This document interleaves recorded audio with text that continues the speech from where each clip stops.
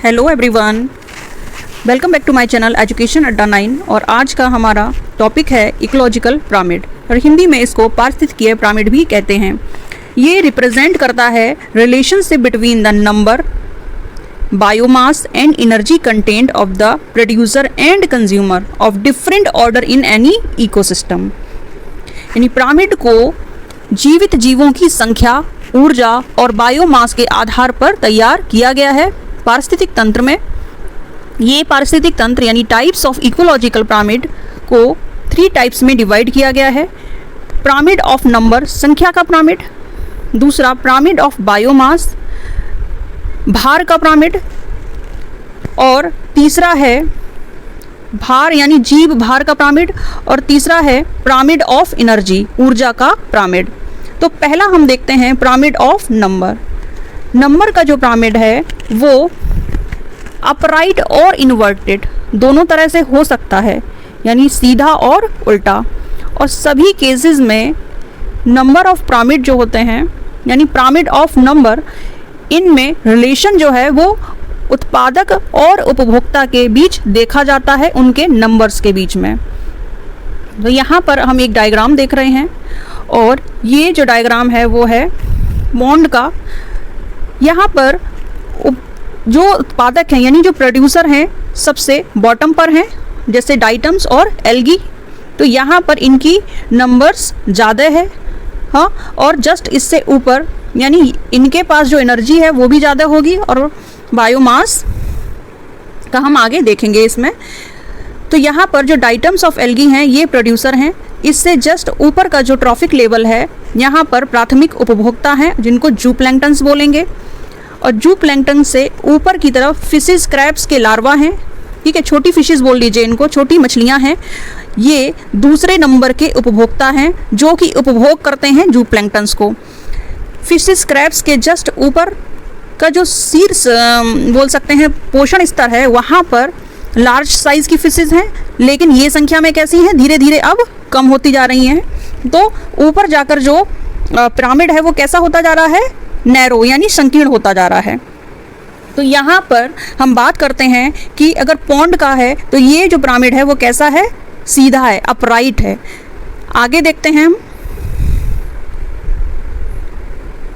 दूसरा, अगर हम एक सिंगल ट्री की बात करते हैं, सिंगल पेड़ की बात करते हैं, तो इसका जो नंबर पिरामिड जो है वो नंबर का, तो इसमें ये कैसा है, इन्वर्टेड है। यानी पहले एक ट्री है जो कि एक है, और इसके ऊपर बहुत सारे हर्बीवोर्स यानी शाकाहारी पक्षी बैठे हुए हैं, और उन पक्षियों पर भी सबसे ज़्यादा क्या हैं, यानी लाइसिस हैं, बग्स हैं, ठीक है, छोटे छोटे जीव हैं।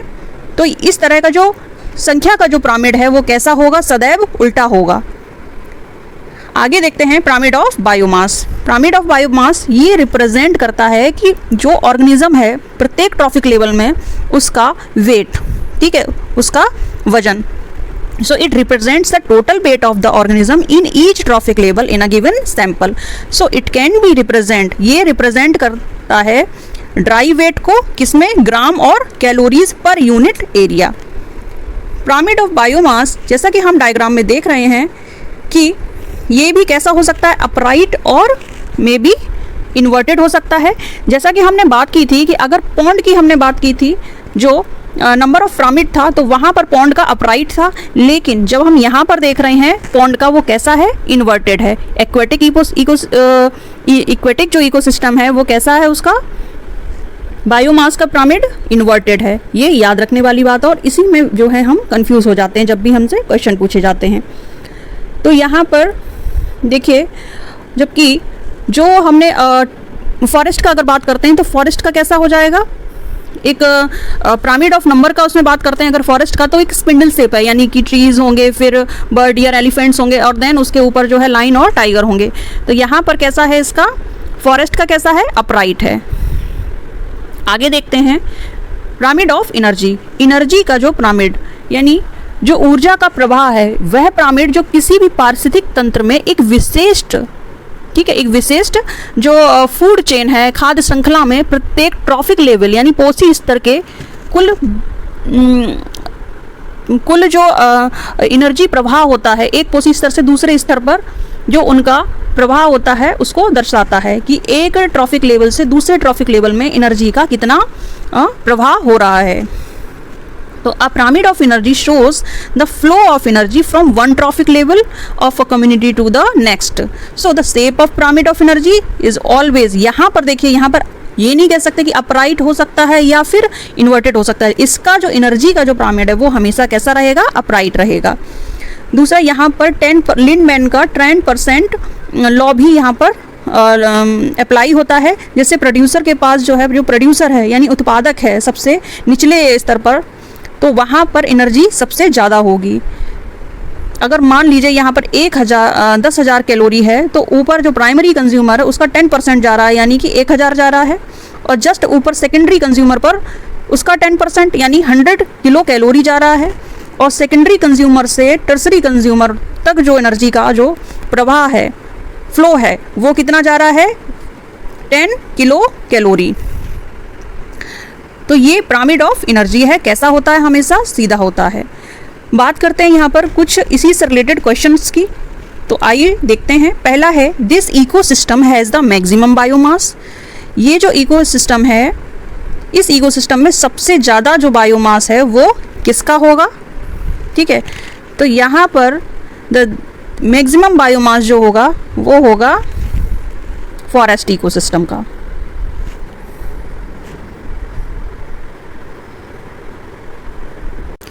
तो यहाँ पर मैक्सिमम जो बायोमास होगा वो होगा फॉरेस्ट इकोसिस्टम का। ऑप्शन डी सही है यहाँ पर। दूसरा क्वेश्चन है कि this is a characteristic feature of cropland ecosystem.